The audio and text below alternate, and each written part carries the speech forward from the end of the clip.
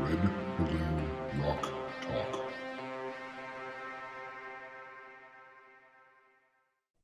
Hey, everybody, welcome back. This is another episode of Lead Balloon Rock Talk, and this is our pick of the week. I'm Mark, and this is my brother Jim over here. We're here to try and give you guys some sort of new flavor of music to listen to. So I'm going to turn this right over to Jim and give him a chance to talk about his first pick, and then I'll take it from there. Yes, so my pick this week is Dream Theater. They are a progressive metal band out of Boston. John Petrucci, John Mayung, and Mike Portnoy met at Berklee School of Music in around 1984 and put together discovered the, a strong interest in the same kind of music, and they put together this band as freshmen. They called themselves Majesty, and in 1988, they changed it to Dream Theater, and that's the name they've been under since then. And Dream Theater is, like I said, a progressive metal band. Um, they're in the same vein as Yes and Genesis when it comes to the complexity of their music. They do a lot of time signature changes. They do a lot of different styles within the same kind of piece within the same piece of music. But I find them to be very approachable musically. I When I first heard them, I saw a concert on TV with them, and I was instantly drawn to them just because of the melodic material, and so on. It just grabs you by the ear and draws you in.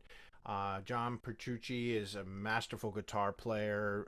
He's a shredder, but he's very clean and just a tremendous musician. John Mayung on bass, again, phenomenal talent. He usually plays, I believe, a six-string bass and just phenomenal. Jordan Rudess has been their keyboardist since 1999, and again, I mean, he's classically trained. I believe he went to Juilliard, and he brings this incredible pyrotechnic style, kind of in the same vein as Keith Emerson to the keyboards. James Labrie is on lead vocals, and then Mike Portnoy was on drums. He left in 2010, and Mike Mangini came in to replace him. Again, as a unit, they are just a phenomenal musical organization. So they've put out to date 14 albums, and they have sold about 12 million copies worldwide. And for a metal band, progressive metal band, I think that's pretty phenomenal. And if you're not familiar with them and you want to check them out, I think one of the albums that is very approachable. This is the one that I was introduced to them on. It was Octavarium, which came out in 2005.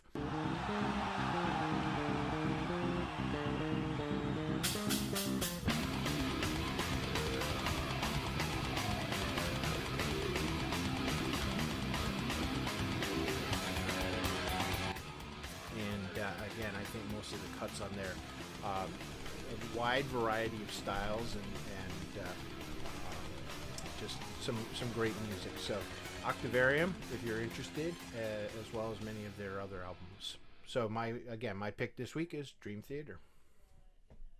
Very What you nice. got? Very cool.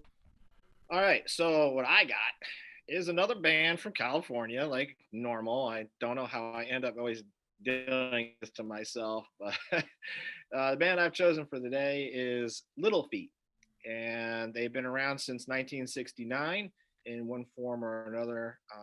But they were around. Original band members were around from 69 to 79, if I believe, and that's when our lead guitarist and um, singer songwriter Lowell George passed away in '79, and surviving band members picked up the band name again in '87, '86, '87, '87, and are still playing today. They're not putting out a whole lot of new material. They're just kind of playing the old hits, but they have released a couple new albums on it.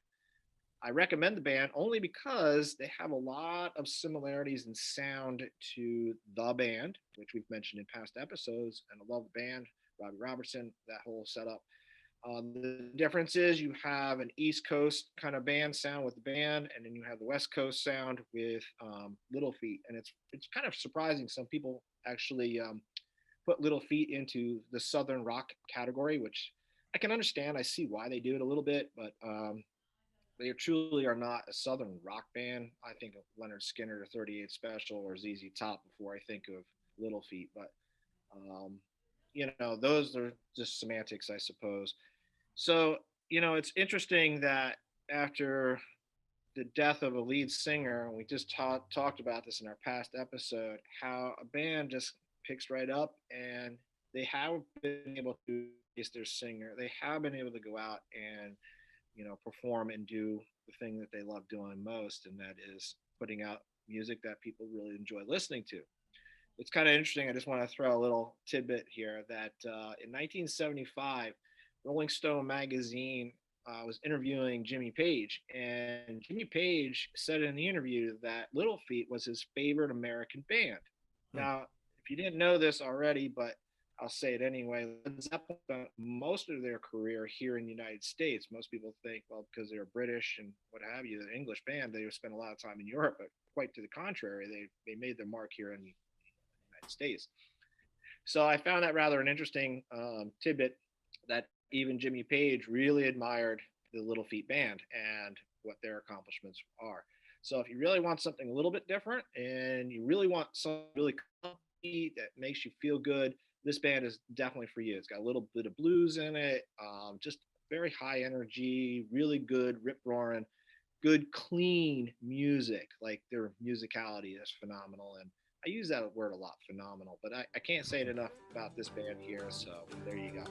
So that's my pick of the week. That is Little Feat. Check it out. My favorite song happens to be Batman in the Bathtub. Spot check.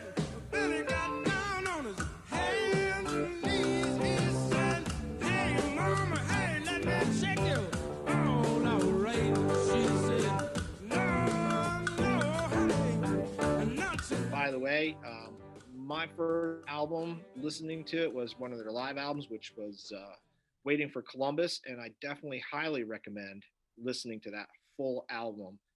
It was a live version, and I think you'll appreciate everything that's there. You'll see what I'm saying. So check all that out. As far as numbers go, I don't know how many. I didn't even look this up, but I don't even know how many albums they've sold worldwide, etc. But I know they did release about 16 studio albums in about equal proportions with live albums as well. And they had a lot of hits out there, singles that made it pretty far on the charts as well. So they're not like unheard of, but there's something that you just, they're flying low under the radar, and maybe you just need to see that resurface a little bit. Kind of like the Loch Ness Monster. We see, hints of it here and there, but who knows? Anyway, that's it for the week. That's my pick. I'm Mark, and this is Jim over here. We're Lead Balloon Rock Talk, and this is our Pick of the Week show. Hope you enjoy it. Check it all out. We'll see you next time. See you. Bye-bye.